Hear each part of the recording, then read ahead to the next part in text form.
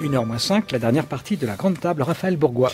Oui, Antoine, vous l'avez déjà présenté. Notre invité est Scott Atran. Bonjour monsieur. Bonjour. Scott Atran ou Scott Atran d'ailleurs, qu'est-ce que vous préférez? Scott Atran. Scott Atran, on va vous franciser votre nom pour cette émission. Vous êtes directeur de recherche au CNRS. Vous avez fondé aussi un centre de résolution des conflits insolubles. Ça vous laisse du travail. Oui, à Oxford, oui. À Oxford. Et vous publiez au Lien qui libère, l'État islamique est une révolution.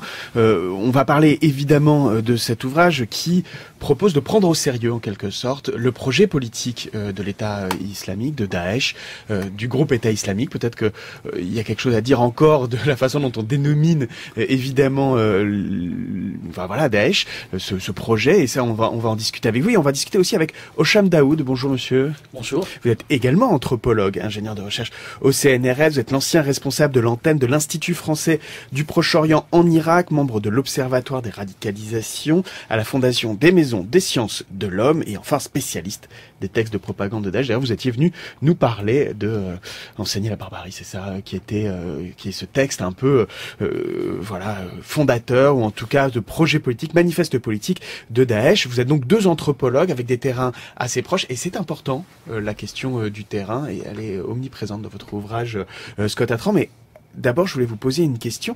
Pourquoi faut-il prendre au sérieux le projet politique de Daesh?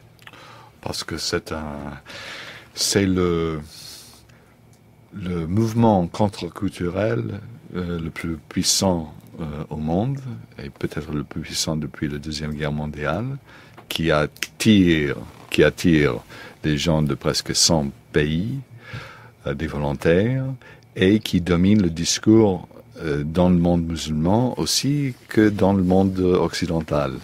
Si on est pour ou qu'on est contre, c'est l'État islamique qui en établit les paramètres du discours politique actuel. Alors je signale, on vous entend, vous parlez parfaitement français, mais il y a quand même à vos côtés un interprète, Robert Wolfenstein, au cas où vous ayez besoin pendant cette émission. Voilà, que nos auditeurs ne s'étonnent pas si tout d'un coup vous parlez en anglais et qu'on entend la voix de Robert Wolfenstein. Vous venez de le dire, c'est important, c'est un projet politique, vous avez même employé le terme de contre-culturel. Alors, c'est vrai que la révolution, c'est un terme parfois en France qu'on prend. Voilà, on a un a priori positif du fait de notre histoire pour ce qui est une révolution. Je revenais sur un ouvrage qui est apparu récemment, co-signé par Hamid Bozarrslan. Qu'est-ce qu'une révolution? Il donne cette définition: combat de légitimité entre des institutions qui ne parviennent plus à produire l'obéissance de ces sujets, et à l'inverse des acteurs sans légitimité institutionnelle qui obtiennent voix au chapitre et mettent en place une autorité de fait. C'est ça qui se passe avec Daesh, des institutions qui ne parviennent plus à établir leur autorité et des individus qui n'ont pas d'autorité institutionnelle mais qui, eux, ont voix au chapitre. C'est une tentative révolutionnaire. Il y a des institutions qui existent encore en Occident, heureusement, qui accomplissent plus ou moins leurs tâches. Mais et en Syrie et en Irak? Non, en Syrie et en Irak, presque plus. C'est des États qui existent presque plus. On est en train de reconstruire une nouvelle sorte de société. On ne sait pas comment ça va se résoudre. J'étais justement sur le champ de bataille il y a quelques semaines. C'est la première phase de l'offensive de l'armée irakienne pour la reconquête de Mossoul, qui ça marche assez mal pour le moment. Pourtant, le ministre de la Défense, Le Drian, en France, a dit qu'il pensait que la reconquête était possible d'ici la fin de l'année. Vous n'y croyez pas? J'ai parlé avec des généraux qui commandent les troupes de l'armée irakienne il y a 2 jours. Ils m'ont dit que ça va très mal pour plusieurs raisons. D'abord, pour les raisons sectaires, des quotas qui sont imposés à ces généraux mêmes, qui veulent chercher des meilleurs talents comme commandant des troupes, et ils sont obligés à prendre des Kurdes, un certain nombre de Kurdes. Obligés par qui, pardon? Par le gouvernement, et un certain nombre de chiites, un certain nombre de sunnis, et chaque groupe, entre eux, ils proposent leurs amis, membres de leur famille, et c'est pas très prometteur pour l'avenir. Alors je lui ai demandé, et Ramadi, vous avez finalement réussi à prendre Ramadi? Oui, mais il a dit, parce que Ramadi n'existe plus. Parce que Ramadi était rasé, il y a quelques bâtiments qui existent, et on peut pas faire ça à Mossoul. Parce que c'est une ville de millions d'habitants, Et là, si on le fait, si on le rase comme on a fait à Grozny, on a des problèmes pour des générations à venir. Il n'y a pas seulement Daesh, peut-être on va en terminer avec Daesh en tant que tel, au moins là, au sein du nationalisme sunnite en Irak et en Syrie, mais on va créer Al-Qaïda 3.0. Oui, c'est un point important de votre livre. En terminer avec Daesh, et sans prendre en compte la dimension politique, évidemment, sans proposer d'autres récits politiques, ce n'est pas régler le problème. Antoine Mercier. Oui, c'est vraiment un livre qui est à la fois court et un livre choc, parce que il va à l'encontre, il faut bien le dire, de l'opinion commune, en tout cas en France, répandue en France. D'une part, tout ce que vous dites sur le fait que Daesh reculerait, ce qui n'est pas si évident, mais plus profondément sur le fait de savoir à quoi nous avons affaire. Et le sous-titre du livre, c'est « Il est de notre devoir de comprendre ». Donc vous nous dites, attention, comprenons ce à quoi nous avons affaire. Ce ne sont pas uniquement des gens qui sont des accès, des barbares, ou qui se jetteraient par désespoir social dans une idéologie qui est de toute façon sans avenir. Au contraire, il y a quelque chose à considérer à l'intérieur même du système de l'État islamique, avec sérieux.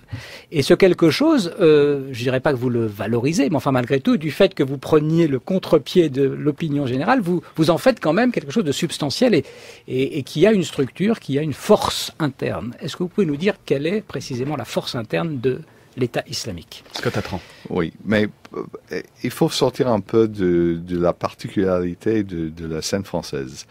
Par exemple, les points chauds ici sont des lieux marginalisés, défavorisés, des bidonvilles, des banlieues, des quartiers sensibles et des prisons. En Angleterre, c'est plutôt les points chauds sont des universités.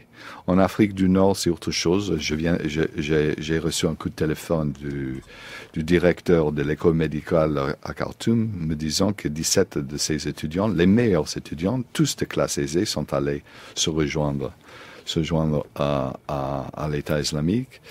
Donc, il est nécessaire de comprendre pourquoi ils font appel et ils attirent une vaste gamme de personnes de plusieurs nations et de n'importe quelle position de la vie. On peut expliquer pourquoi ils le font en France dans ces points sensibles. Mais leur message, c'est un message de révolution, d'utopie, de changement moral. Pour moi, la révolution, il y a plusieurs raisons pour une révolution. Moi, je ne m'intéresse pas au terrorisme. C'est une notion qui n'est pas intéressante du point de vue scientifique. Vous dites qu'elle est trop floue, en fait. Ça recouvre c'est trop comme de les réalité. armes. C'est comme étudier les armes. Qu'est-ce que ça rapporte? On va étudier les fusils. C'est une méthode. C'est quelque chose utilisé. Dans ce cas, pour moi, des mouvements politiques révolutionnaires très importants. Moi, je m'intéresse à la montée et la chute des civilisations qui, pour moi, dépendent plus sur les idées, les landes des idées. Qui sommes-nous? Pourquoi nous existons? Que sur des moyens matériels. Alors, pourquoi l'État islamique existe? Pourquoi ça se développe? Pourquoi ça étend?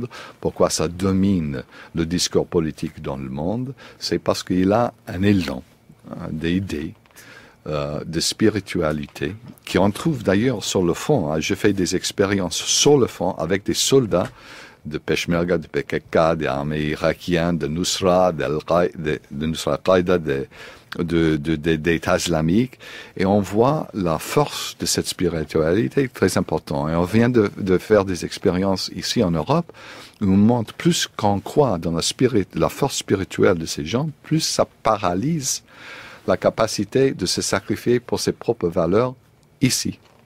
Alors en effet, Scott Atran, ce livre, l'État islamique est une révolution, est construit en deux parties. Une première partie, vous établissez finalement votre idée, votre thèse. Une seconde partie qui est beaucoup plus construite autour de ce terrain que vous avez mené. Et ce terrain est parfaitement connu par Hocham Daoud, qui a lu votre livre et à qui je cède la parole. Oui, bonjour, je salue Monsieur Atran. C'est vrai, on a de la même maison de CNRS, nous étions quasiment sur le même terrain et je crois l'éditeur et l'éditrice, ils savent pas, nous avons un autre point commun que tous les deux nous sommes moustacheux. Donc maintenant, revenons au livre. Je salue un autre point que c'est un livre aussi issu d'une recherche de terrain, ce qu'on fait maintenant de moins en moins. Il y a une avalanche de livres, y compris à Paris. On a vu tellement sur Daesh, mais c'est souvent à partir de l'Hexagone, à partir de l'Europe, etc. C'est une forme de construction un peu qui se fait par des informations internet, journaux, etc. Des fois même, c'est vrai, on peut comprendre qu'il peut aller sur le terrain de Daesh, ou ne serait-ce que proche, pour faire de travail. Et donc, je salue aussi cet aspect-là. Troisièmement, c'est M. Atran travaille avec une équipe des fois de chercheurs locaux. Certains même, ils sont parmi mes propres amis qui travaillent avec lui. Donc, je connais aussi la qualité à ce niveau-là. Le livre, c'est vrai, ça a été construit en 3 parties. Une partie presque la déclaration qui était largement diffusée mondialement. Daesh est une révolution. Deuxièmement, c'est le journal de terrain, si je peux dire, une note de terrain. Et troisième, c'est votre audition devant le Conseil de sécurité en tant qu'anthropologue prestigieux, le grand du monde. Il vous interroge sur ce qui se passe, qu'est-ce qu'on a. Maintenant, je dis la chose, parlons en tant que chercheur. J'essaie de dire 2-3 choses, si vous le permettez. À partir de titres, moi je trouvais peu de choses ou pas sur Daesh. En fait, vous faites comme notre maître Lévi-Strauss, vous faites un regard éloigné. Vous essayez de comprendre un petit peu pourquoi Daesh a cette force d'attraction, de sublimation à partir de cette idée Daesh. Donc, en fait, c'est un livre davantage sur la genèse, un peu, je dirais, de la djihadisation, un peu une nouvelle version Daesh, qui travaille un peu la société européenne et Afrique du Nord. Donc, moi qui travaille sur la question de tribus en zone de Daesh, j'ai trouvé peu ou pas de choses sur Daesh proprement parlé. Donc, on commence là-dessus et on laisse répondre Scott Atran, parce que vous aviez 3 points. Je pense qu'il va falloir les prendre un par un au Hicham Daoud, Scott Atran. Donc sur cette question, c'est l'idée Daesh qu'on a à travers plus que la réalité matérielle finalement, dit Hicham Daoud. J'aurais pu écrire un livre sur le fonctionnement de Daesh, la structure de Daesh, comment ça s'est formé le Daesh, parce que je suis très familier avec ça, mais c'est pas ce qui m'a intéressé. C'est de voir, comme monsieur dit, de prendre une vision plus éloignée dans l'histoire de ce qu'est-ce qui représente Daesh comme mouvement politique dans la coulée des développements des civilisations. Et moi, je vois dans ce qui est devenu Daesh, on peut parler des différences entre Al-Qaïda et Daesh parce que c'est très important, parce qu'il y a une vision beaucoup plus utopique et apocalyptique qui Bin Laden lui-même s'opposait à la vision de Zarqawi ou de Omar ou de Abu Bakr al-Baghdadi. Mais je le trouve Daesh beaucoup plus qu'Al-Qaïda dans le coulée des révolutions, de la Révolution française, la révolution des 1848, la révolution bolchevique, la révolution des nationaux-socialistes surtout. Qu'est-ce qui est commun à tous ces événements dont vous parlez finalement? Le point commun? C'est l'idée de reconstruire l'ordre moral du monde.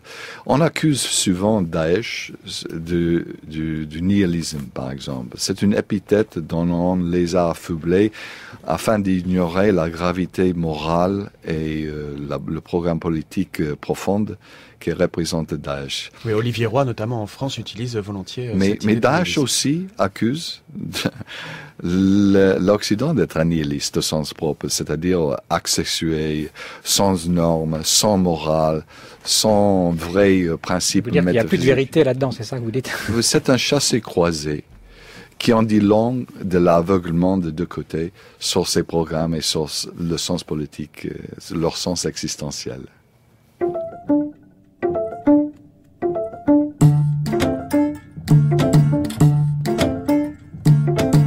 France Culture, la grande table, Raphaël Bourgois. 13h09 sur France Culture. On est avec Scott Atran qui publie L'État islamique est une révolution. Pour discuter avec lui, un autre anthropologue, Hicham Daoud, qui vous a d'abord interrogé sur ce rôle, cette importance que vous donnez à l'idée de Daesh, peut-être au détriment de la matérialité, même si vous l'avez dit, Scott Atran, vous pourriez écrire là-dessus. Et je crois, Hicham Daoud, que vous aviez d'autres points sur lesquels vous vouliez entendre Scott Atran. Oui, si je m'approche en tant qu'anthropologue, ça m'intéresse, la question de terrain, la méthodologie, l'approche, comment vous avez opéré et travaillé sur le terrain. C'est vrai qu'en regardant, c'est un journal d'évaluation politique qu'une approche un peu de méthodologie de travail. Vous pouvez le prendre comme de côté un peu je suis assoiffé pour comprendre comment vous avez travaillé, et de l'autre côté c'est vrai, c'est une appréciation. Ma petite critique à ce moment-là, vous vous êtes cantonné simplement sur une partie de Front Kurde, uniquement c'est le côté de Massoud Barzani. C'est pour rapprocher un peu la scène par rapport à celles qui nous écoutent. Il y a en gros 3 fronts en Irak. Un front gouvernemental, un front kurde de Massoud Barzani, deuxième front de Jalal Talabani et les autres. Or, le front kurde est à partir de la départ divisé. Jalal Talabani, ils étaient avec le gouvernement contre Daesh. Or, Massoud Barzani, il attendait. Là, je vois ou je sens, dans votre texte, il y a un appel à soutenir simplement cette partie de front, sans s'interroger. Pourquoi ce front-là, il n'était pas en guerre depuis le 10 juin? Pourquoi il attendait? Moi, j'étais à Erbil, vous n'étiez pas au moment que Daesh a attaqué. Ils étaient à 13-14 kilomètres de la ville. J'ai vu comment les villes sortaient et quittaient. J'ai vu l'effondrement de toute la ligne de défense de Peshmerga. J'ai vu comment Sinjar a été repris, le massacre qui était produit. J'ai vu le récit, je l'ai marqué, je l'ai écrit, le moment venu, je l'écrirai. Mais j'ai souhaité qu'il y aurait un peu dans des livres sur tous ces aspects-là que je ne trouve pas. Et en fait, c'est ça qu'il manque un petit peu. Et j'ai d'autres points sur la question d'approche et méthodologie. On y reviendra après. Scott Atran, ce que dit Hochem Daoud, c'est on reste. Il y a une complexité géopolitique évidemment très très importante dans cette situation. Pourquoi s'être concentré sur un point simplement? Parce que d'abord, dans le premier chapitre, je voulais donner une vision plus globale de comment se situait l'État islamique dans l'histoire de civilisation et des histoires de mouvements révolutionnaires. Dans le deuxième, c'était plutôt un point pointilliste. Je voulais donner le détail d'une seule bataille sur le fond. C'est pas parce que je soutiens ou je soutiens pas le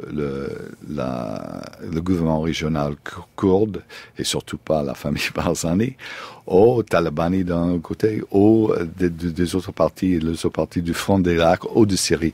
Je voulais juste répondre à une question qui a posé le président des États-Unis.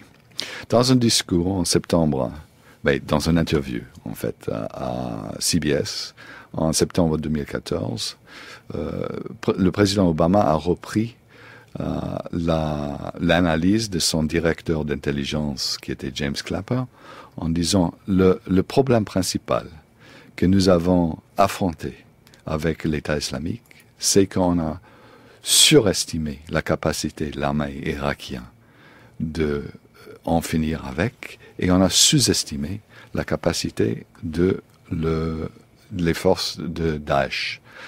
Et il a conclu en disant, mais comprendre la volonté de se battre, c'est impondérable. Donc, j'ai décidé, avec mon équipe, d'aller sur le terrain, sur le front, de faire des expériences psychologiques sur cette capacité, cette volonté soi-disant impondérable, pour montrer que c'est bien pondérable. Et on a développé avec mon équipe des expériences, et on fait maintenant aussi en neuroimagerie, pour montrer qu'est-ce que ça signifie la volonté de se battre. Et pour moi, c'était pas ce qui était important, c'est d'avoir un petit laboratoire, parce que la plupart des travaux, même de terrain, sur ces questions, ce n'est pas avec les populations en conflit direct, c'est avec les populations susceptibles, les populations d'appui. La plupart des étudiants, plus de 80% des études, c'est avec des étudiants. Qu'est-ce qu'ils pensent, ou des autres populations, qu'est-ce qu'ils pensent. Et même si on réussit à avoir des études directes sur le terrain, il y a un vaste écart entre l'expression de la volonté de faire quelque chose et l'actualité, l'activité de faire quelque chose. Alors sur le fond, cet écart n'existe plus. Je suis avec les soldats de l'État islamique, je suis avec les soldats d'ailleurs avec Nusra, je suis avec les soldats de PKK, de YPG, de Peshmerga, de PUK, de tous.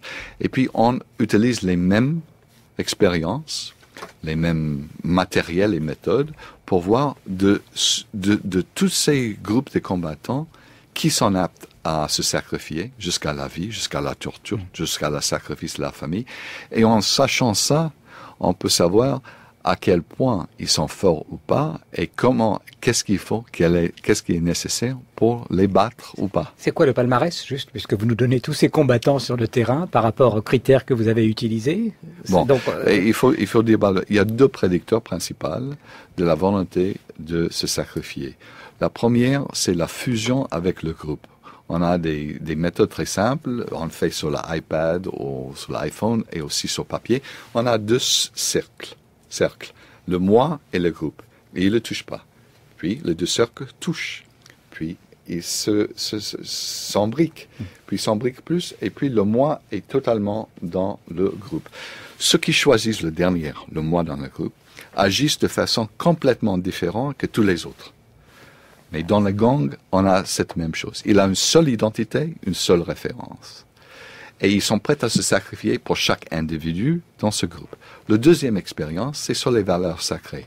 Une fois que vous croyez que ces valeurs sont pas négociables, par exemple, si on vous offre de l'argent pour vos enfants, vous n'acceptez pas. Vous pensez que c'est même fou, mais selon les théories classiques en économie et politique, tout est fungible, tout est changeable. Mais ce n'est pas vrai. Il y a des valeurs qui sont absolues et on ne peut pas sacrifier. Quand ces 2 facteurs interagissent, sont indépendants, mais quand ils interagissent, vous créez des groupes qui sont prêts à battre jusqu'à la mort. Et on a trouvé ça avec 2 groupes principaux. On a trouvé ça avec les combattants de l'État islamique, mais surtout les volontaires étrangers, beaucoup moins chez les locaux, et deuxièmement avec les combattants de PKK et de YPG. Au début, on n'a trouvé pas ça avec le Peshmerga, parce qu'au début, le Peshmerga, en 92, quand les États-Unis ont établi le No-Fly Zone, qui a permis l'établissement du gouvernement régional kurde, le Peshmerga, à peu près 200 000 personnes, sont devenues un groupe social quelconque. Et le bide commençait à prendre le dessus sur le corps athlétique. Et puis, ils étaient des montagnards, des soldats de montagne. Et les plaines de Mésopotamie, où l'État islamique est venu avec les armes qu'ils ont capturées, les tanks de la Russie et soviétique, et avec beaucoup de véhicules blindés capturés américains de l'armée Irak, quand ils sont venus, c'était on pouvait les stopper, on pouvait pas.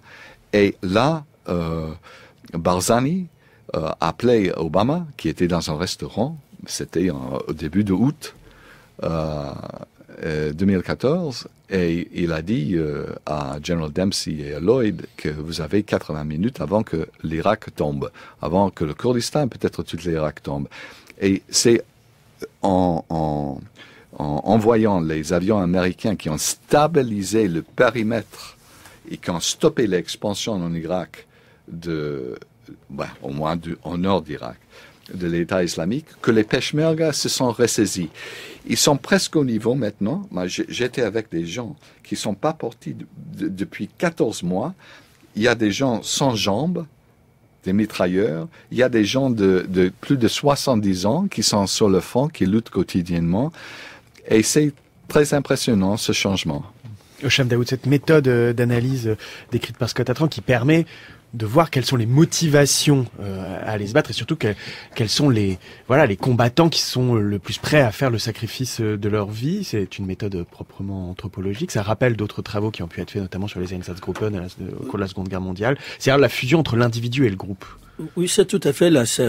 Justement, j'attendais à ce type d'explication que peut-être dans d'autres travaux de Scott Atran, on va voir des détails davantage. Il faut rappeler que c'est un petit livre quand même, comme l'a dit Antoine, un livre choc qui appelle à réveiller les consciences. Avec des textes qui adressaient, d'ailleurs c'est écrit simplement bien écrite, je crois, à un public beaucoup plus large, a sorti beaucoup de recommandations. On voit qu'il est adressé à un public beaucoup plus large qu'un public universitaire. Donc, on sent ici. C'est plus intéressant, c'est vrai, quand on vient un petit peu pour décortiquer et puis déconstruire les questions de terrain et avoir l'attachement des gens de la région, des gens, des personnes, etc. Une fois, il y a un acteur majeur américain, c'est McGurk, par exemple, il pose des questions pour une petite ville irakienne qui s'appelle Hit, qui vient tomber entre les mains de l'armée irakienne. Il dit, mais qu'est-ce qui se passe à Hit? Pourquoi on a de mal à prendre cette ville-là? En fait, c'est la même tribu, Al-Bonnemel, qui se trouvait divisée. Il y a une partie qui était tout à fait de côté de Daesh contre de l'autre.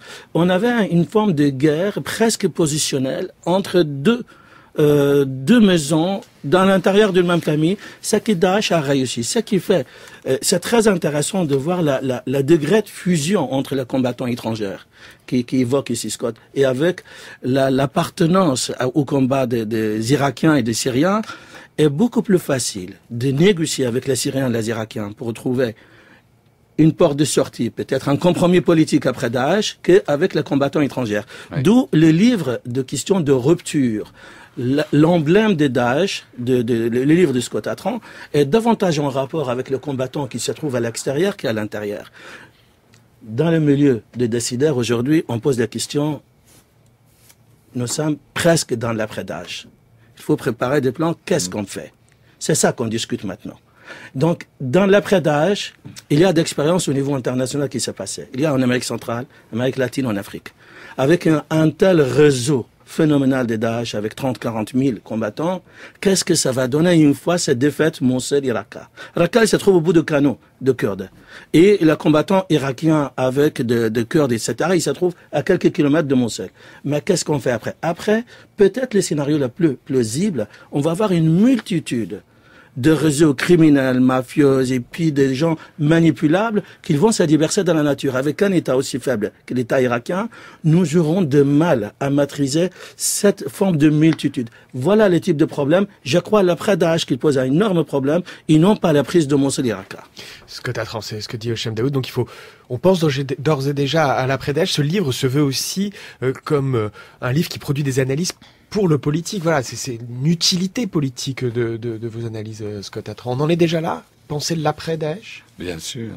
Il faut penser à... Mais c'est un peu prématuré, non? Oui. De penser que Daesh va s'écrouler. Je suis, tu vois, dans mon équipe, il y a aussi le général Stone, qui était le sous-commandant des forces internationales. Général de marine. C'est pas un plus pour vous, parce qu'il était quand même le directeur de Boka. Non, c'est lui qui a démantelé Boka. Il est venu après Abu Ghraib et Boka. Il était parce qu'il était Navajo. Il était indien. Non, c'est très intéressant. Il m'a écrit. Il est venu sur Boka. Boka donc. Camp Boka, et c'est lui, il a averti aux autorités que la Daesh se forme. Il a dit, il est arrivé, il y avait 30 000 personnes dans le campement, dans 30 campements de 1000 chacun, où les prisonniers avaient le droit de choisir quel campement ils voulaient, et ils bougeaient dans ces campements, ils avaient leur propre cour, leur justice, leur propre exécution, et les forces américaines ne pouvaient pas y entrer. Donc, General Stone a proposé de démanteler tout ça. Donc, ce camp de Boka, oui. De vider Abu Ghraib, ce qu'il a fait, d'ailleurs. Mais il a averti, il était le premier à avertir. Il a dit, écoutez, les gens de Al-Qaïda, dont il a interviewé 4000, et les dirigeants baptistes qui étaient forcés d'abandonner leur poste, et les dirigeants étaient en prison, ont commencé à se fusionner, à réunir et former un noyau très très dur. Au même temps, il y avait ce qu'on appelle le surge américain. Le surge américain a réussi à tuer, à liquider entre 60 et 80% de tous les effectifs d'Al-Qaïda, du groupe des Zarqawi, et d'éliminer 10 à 15 dirigeants par mois pendant 15 mois consécutifs. Et elle a survécu. C'est-à-dire, il avait une structure, une organisation, une cohérence de pensée et d'agir qui était très très fort, beaucoup plus fort. Ils se reculaient en Syrie, mais ils étaient les seuls qui étaient vraiment organisés. Et le noyau qui était dans Boka, avant que Stone est arrivé, est devenu l'État islamique. Alors, Non, mais je vous en prie, Scott Atran, ce qui est intéressant, et peut-être pour nos auditeurs, ce qui est intéressant dans ce que vous dites, avec cet exemple très très précis du camp de Bouka, c'est qu'on retrouve l'idée générale de votre livre, c'est-à-dire la force justement des idées, la force des idéologies, on pourrait dire, l'idée que voilà ce qui est offert aux combattants qui viennent, et notamment aux combattants non locaux, comme vous l'avez dit tout à l'heure, c'est une dynamique positive, une dynamique même heureuse, vous dites, pour rejoindre Daesh, et c'est ça qu'il faut bien comprendre. Et ce qui pose quand même juste une question, peut-être une objection, parce que on peut imaginer que vous êtes en train de valoriser finalement cette option. D'ailleurs, vous m'avez dit tout à l'heure avant l'émission que Daesh avait repris sur son site une partie de votre livre. Donc, est-ce que vous êtes un allié objectif? Oui, mon but de faire le livre, c'est de comprendre ce qui est Daesh pour mieux le combattre. Ce que Daesh trouve quelque chose de vérité dans ce livre, je ne sais pas pourquoi ils le publient, qu'est-ce qui l'intéresse pour eux, j'en sais pas. Mais ce que je sais, dire la vérité, ce que je pense la vérité, on ne sait jamais que c'est la vérité ou pas, dire la vérité sur le Daesh, ça vaut beaucoup mieux que l'illusion, des délusions, de dire par exemple, l'État islamique, c'est ni l'État ni islamique, donc il faut pas l'appeler l'État islamique. C'est tellement ridicule, même stupide, de penser avec ces jeux de mots, on va arrêter ces mouvements révolutionnaires, au lieu d'examiner au fond, à comprendre. Si quelqu'un veut te tuer, c'est mieux comprendre pourquoi il veut te tuer, si vous voulez, si tu veux le stopper. Mais je veux dire quelque chose sur le travail de terrain et aussi sur l'équipe. Il y a le général Stone, qui est plus général maintenant, mais on a aussi Lydia Wilson, par exemple, c'est fondateur de Cambridge Literary Review, un poète, et qui a fait son doctorat à Cambridge sur la mathématique médiévale arabe. On a Hoshang Waziri, qui a gagné le prix de meilleur, en kurde, meilleur playwright, meilleur dramaturge arabe, sont dans l'équipe aussi, parce que eux, ils comprennent comment, je les entraînais aussi, comment prendre des mesures scientifiques et l'adapter au royaume des idées et de l'esprit. Alors, on a commencé avec les expériences de façon très intéressante, utilisant la théorie de l'évolution, surtout les descendances de l'homme par Darwin, où il demande pourquoi il y a des martyrs, pourquoi il y a des héros. Il a dit, ça s'explique pas par la sélection naturelle des individus pour la survivance et la reproduction. Il a dit, ça pose un grand problème. Mais il le résout de cette manière. Il a dit, une société qui a des héros et des martyrs, prêts à mourir, même les plus forts qui sont prêts à mourir, dans une cause apparemment perdue, si une société a un certain nombre de ces gens, ils vont attirer des autres et ils vont gagner dans la compétition pour la dominance et la survivance du monde. Donc, cette notion est très forte et quand on était là, on voyait que les gens qui avaient ces deux facteurs fusionnés et valeurs sacrées, ils se voyaient plus forts.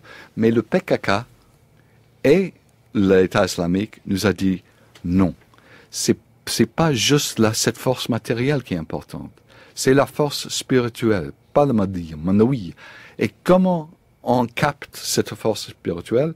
On a réussi à développer des expériences qui sont très révélateurs là-dessus. Un tout petit mot, Hacham Daoud, parce qu'on arrive vraiment au bout de cette émission. Un peu rapidement. Sur la question de l'attirance, la sublimation de Daesh, je suis, à partir de terrain, je ne crois pas. Daesh, c'est un ancrage local, c'est une rupture avec Al-Qaïda sur cet aspect-là. Il n'y a pas l'international Daeshi à partir de Mossoul et de Raqqa. En revanche, il y a une force d'attirance, de modèle, d'emblème, de fonctionnement, d'identification davantage. Je ne crois pas qu'Al-Baghdadi va donner l'ordre pour que il y aura l'international de Daesh pour faire telle ou telle chose ailleurs. Mais la seule chose, il y a d'emprunt, il y a des échanges qui se passent, il y a des combattants qui passent en Libye, etc. Mais Boko Haram qui apporte allégeance à Daesh, et Boko Haram il devient, je ne crois pas, en Afghanistan, au Pakistan, etc. Donc sur cet aspect-là, Daesh, ça quand même reste, je vous donne un seul exemple, dans la branche militaire de Daesh en Syrie, il y en a très peu d'Irakiens, Et dans la branche militaire de Daesh en Irak, il y en a très peu de Syriens, ce qui vaut que les gens ils sont attachés beaucoup plus à l'ère locale qu'à une question de dimension globale. Bah voilà, le débat est lancé. Désolé Scott Atran, on arrive au bout de cette émission. On a compris qu'il y a deux visions, en tout cas, qui sont en discussion puisqu'elles ne s'opposent. Voilà, dimension globale, internationaliste, dimension locale. Les deux sont importantes pour comprendre ce à quoi nous devons faire face. Et pour comprendre, il faut lire évidemment L'État islamique est une révolution. Ce livre, Scott Atran, que vous publiez au Lien qui libère. Merci d'être venu nous en parler. Aujourd'hui, la grande table s'est terminée.